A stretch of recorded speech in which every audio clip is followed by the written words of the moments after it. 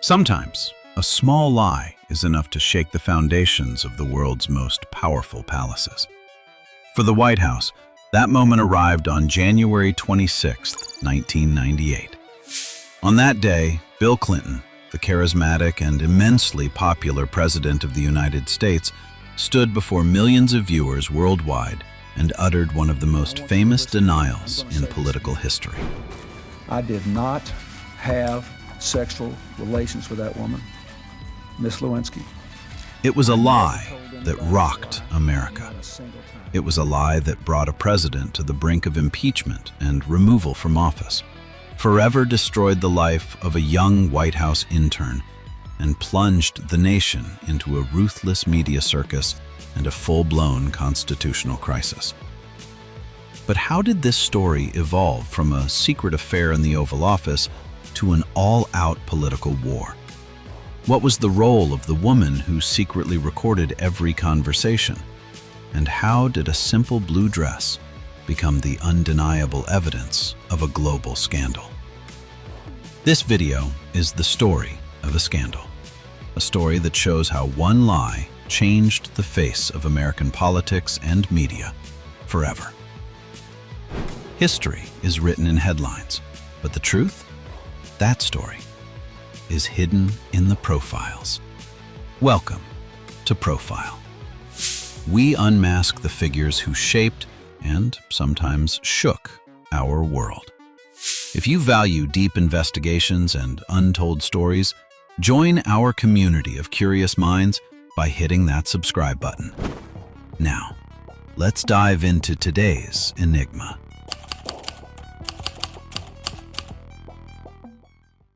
To understand the magnitude of this scandal, we must return to the year 1995. Bill Clinton was at the height of his power. He was a charismatic and highly popular president, moving with authority toward a second-term victory after a turbulent start. The American economy was booming, and he seemed to be the undisputed star of politics, a man who symbolized the hope and youth of a generation. At that same time, at the bottom of the White House power ladder, a 22-year-old intern named Monica Lewinsky had just begun her unpaid position. Like hundreds of other young people, she entered the hallways of the world's most powerful building with a dream of serving America and a deep admiration for the president. Under normal circumstances, their paths might never have crossed. However, in November 1995, an unexpected political crisis intervened. Due to a budget standoff between the Democrat Clinton and a Republican Congress, the U.S. federal government was shut down. This shutdown turned the White House into a semi-empty building. Senior staff were sent home, and the administration was left in the hands of a small team of key managers and interns. It was in these quiet hallways that the powerful president and the young intern first met. The story began with meaningful glances in the corridors, which gradually evolved into short, playful conversations. Monica was captivated by the attention she received from the world's most powerful man, and Clinton, under heavy political pressure, perhaps sought a temporary escape from the rigid world of formal politics. Eventually, during one of those government shutdowns, the relationship crossed its boundaries. Their first physical encounter took place not in a remote location, but in the heart of American power, the Oval Office itself. This was the start of a secret and perilous relationship that lasted for nearly 2 years, a relationship built on an absolute imbalance of power. Little did they know that this secret would soon become the greatest political scandal in America and record both of their names in history forever. This secret could have remained hidden forever if a third person had not entered the narrative. After Monica was transferred from the White House to the Pentagon, she shared her secret with an older colleague named Linda Tripp. Monica viewed Linda as a trusted friend and a reliable confidant, but she had no idea that this friend was orchestrating the greatest betrayal of her life. Linda Tripp was secretly recording their long, detailed telephone conversations. Hours of tapes filled with a young girl's private thoughts, recounting her clandestine relationship with the President of the United States. These tapes were a ticking time bomb, needing only a single spark to explode. That spark had actually been lit years earlier, hundreds of miles away from Washington. Two separate political storms were forming, destined to collide and create the scandal of the century. The first storm was political. A relentless Republican lawyer named Kenneth Starr had been appointed as an independent counsel to investigate an old financial case known as Whitewater, a scandalous real estate investment in Arkansas in which the Clintons were allegedly involved. For 4 years, Starr and his team had spent tens of millions of dollars turning Bill and Hillary Clinton's financial and political lives upside down. Yet, they had never been able to find criminal evidence that could bring the president down. Their investigation had reached a dead end. The second storm was both personal and legal. A woman named Paula Jones had accused Clinton of sexual harassment in a hotel room back when he was the governor of Arkansas. She claimed that Clinton had summoned her, a state employee, to his room where he dropped his pants and proposed a sexual encounter. To prove this claim, Paula Jones's lawyers needed to show a pattern of behavior on Clinton's part. They were desperately searching for another woman who had been in a relationship with him. Standing at the intersection of these two storms was Linda Tripp, holding her controversial tapes. She knew she possessed something far more than just a sensational story. She held the key to toppling a president, and she decided to use that key. With the shrewdness of a strategist, Linda Tripp began her game on two fronts. First, she anonymously tipped off Paula Jones's lawyers about the existence of Monica Lewinsky. This move immediately turned Monica into a formal pawn in the game, and she received a subpoena to testify in the Jones case. It was here that Monica made her first fatal mistake. On January 7, 1998, in a sworn affidavit sent to the court, she officially denied any physical relationship with the president. Simultaneously, Linda Tripp played her trump card. She delivered the recorded tapes to Kenneth Starr. Starr, now holding undeniable evidence of a new crime, perjury by Monica Lewinsky, had found his golden opportunity. He quickly obtained permission from the Department of Justice to expand the scope of his investigation from the Whitewater financial case to this new scandal. Everything was ready for the final trap. In coordination with the FBI, Starr made his final move. Using a hidden recording device, Linda Tripp invited Monica to a friendly meeting at a restaurant in the Ritz-Carlton Hotel to record the final piece of evidence. At the end of this meeting, FBI agents moved in. They took Monica Lewinsky to one of the hotel rooms and interrogated her for hours.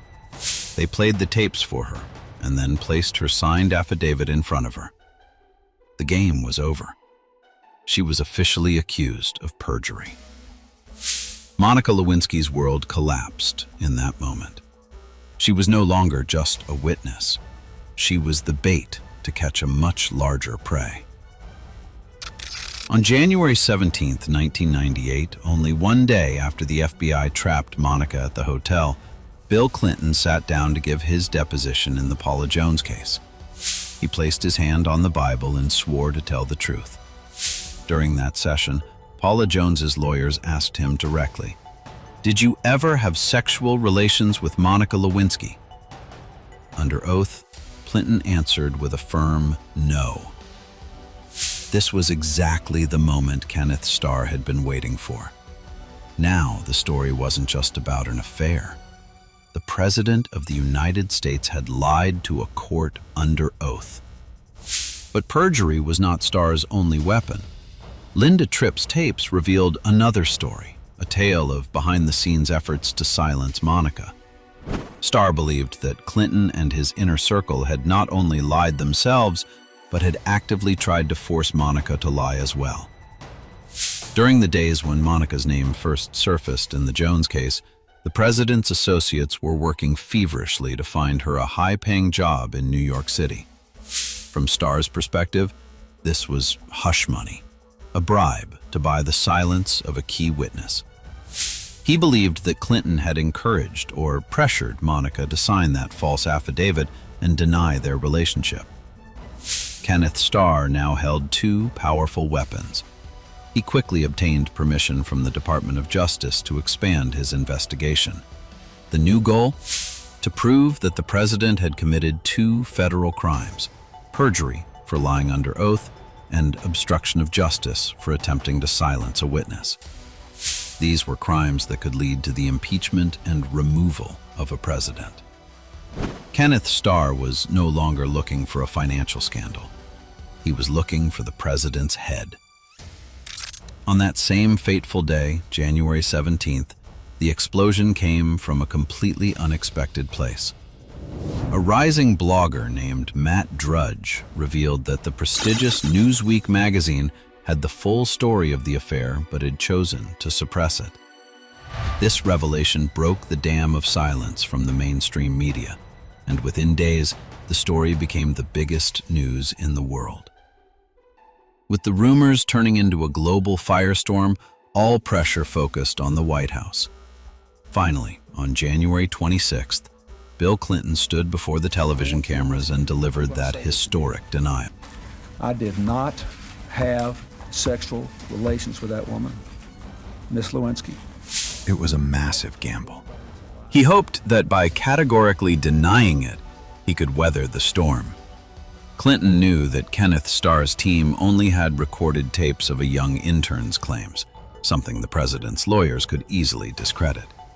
But they were unaware of one thing: a piece of physical evidence that was undeniable and utterly devastating. During the interrogations, Linda Tripp told FBI agents that Monica, on her advice, had kept a key piece of evidence: a blue dress she had worn during one of her last encounters with Clinton at the White House. She told the agents that the dress had never been washed and contained the president's DNA. This was exactly what Kenneth Starr needed. His team immediately struck a deal with Monica Lewinsky: full immunity from prosecution in exchange for the dress and full testimony against the president. Faced with the threat of years in prison, Monica accepted the deal. FBI agents took the blue dress from her apartment closet and sent it directly to the lab. Simultaneously, prosecutors obtained a court-ordered blood sample from Bill Clinton. The DNA results were definitive and undeniable. The sample on the blue dress was a perfect match for the blood of the President of the United States. The game was over. There was no longer any way to deny it.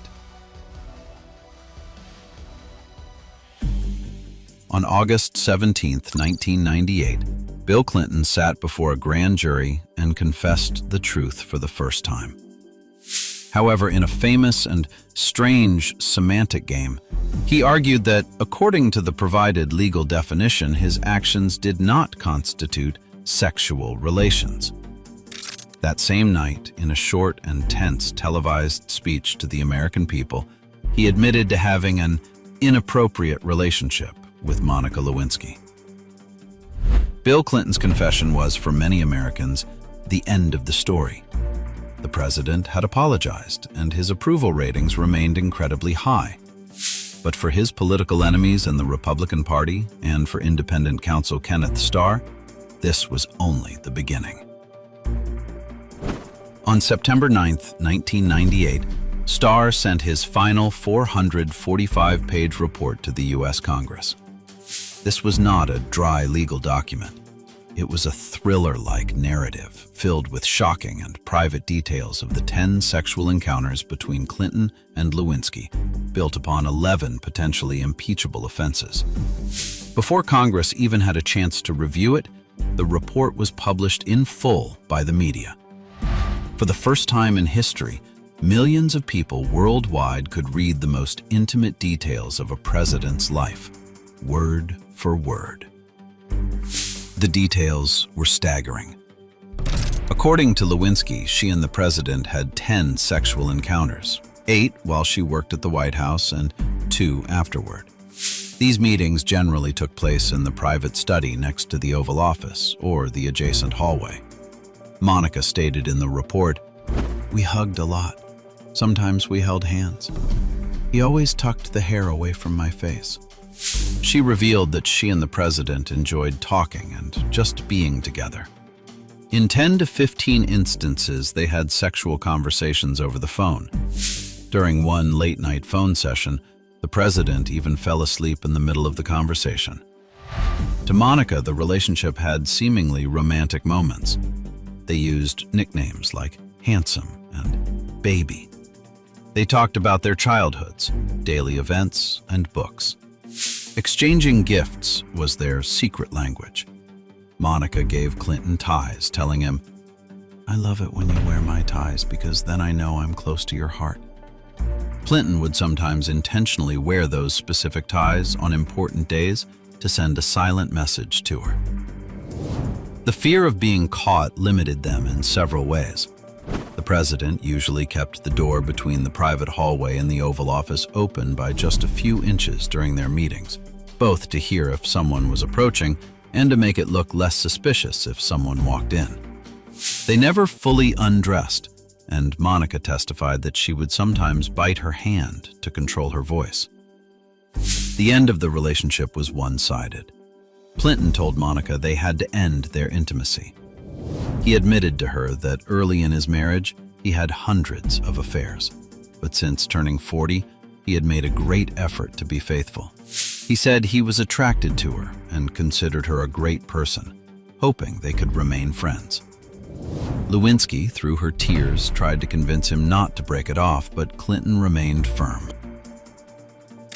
With the release of this shocking report, Republicans, who controlled the House of Representatives, began the machinery of impeachment. They argued that the issue was no longer a personal affair, but lying under oath and contempt for the U.S. Constitution. On December 19, 1998, in a vote that fell strictly along party lines, the House officially impeached Bill Clinton on 2 charges: perjury before a grand jury and obstruction of justice. Bill Clinton became only the second president in American history after Andrew Johnson to be impeached. The fate of the president now lay in the hands of the U.S. senators. The trial began in January 1999. For 5 weeks, the world watched an unprecedented political spectacle. Republican House members acted as prosecutors, while White House lawyers defended the president. To remove a president, a 2/3 majority of the Senate was required. Under intense pressure, Clinton attempted to shift public attention. On December 16th, after Saddam Hussein refused to allow UN weapons inspectors into Iraq, he ordered airstrikes against the country, delaying the House impeachment vote. Ultimately, on February 12, 1999, the vote was taken. The Senate acquitted Bill Clinton of both charges. The Republicans had failed to secure the necessary votes. The war was over. Bill Clinton emerged victorious from the greatest political battle of his life and remained in power. Bill Clinton finished his term and remains one of the most popular presidents in modern American history. However, the scandal remained a dark shadow over his political legacy forever.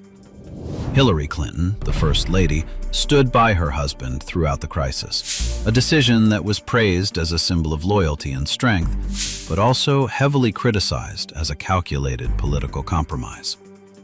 The greatest victim, however, was Monica Lewinsky. Overnight, she went from an anonymous intern to the most hated and ridiculed woman in America. For years, she was the victim of ruthless media bullying, endless late-night jokes, and public humiliation. Her professional and personal life was shattered. She tried to rebuild, from designing handbags to hosting television shows, but the scandal followed her everywhere. She later said she was the first high-profile victim of global shaming in the era of the internet. Monica eventually chose to disappear from the public eye for a decade, moving to London to earn a degree in social psychology. In 2014, she made a bold choice to return and reclaim her narrative.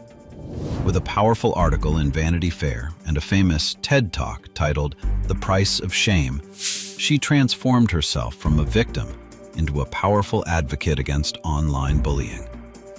2 decades later, with the rise of the hashtag #MeToo movement, the world looked at this story with a completely new and more empathetic lens. Many now saw Monica not as a temptress, but as a victim of a massive power imbalance, the victim of a man who was the most powerful person on earth and a media culture that crucified a young woman for the mistakes of a powerful married man. Lewinsky maintains that while the relationship was consensual, the vast difference in power between a 22-year-old and the 49-year-old leader of the free world made it an abuse of power.